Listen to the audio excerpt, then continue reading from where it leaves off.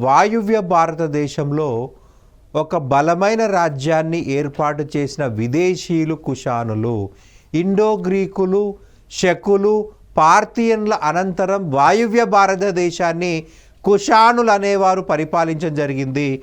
ఈ కుషానులు అనేవాళ్ళు మధ్య ఆసియాలోని తోషియా అనే ప్రాంతం నుంచి వచ్చారు.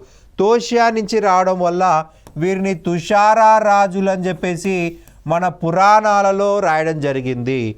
తోషియా అనే ప్రాంతం నుంచి వచ్చారు కాబట్టి మన పురాణాలలో తుషారా రాజులు అన్నారు.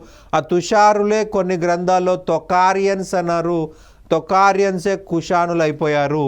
కుషానులు యూచి తెగ మరియు మంగోలియన్ జాతికి చెందినవారు.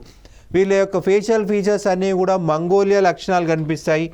వీళ్ళ తొలి రాజధాని పురుషపురం, దాన్నే ఇప్పుడు పెషావర్ అంటున్నాం.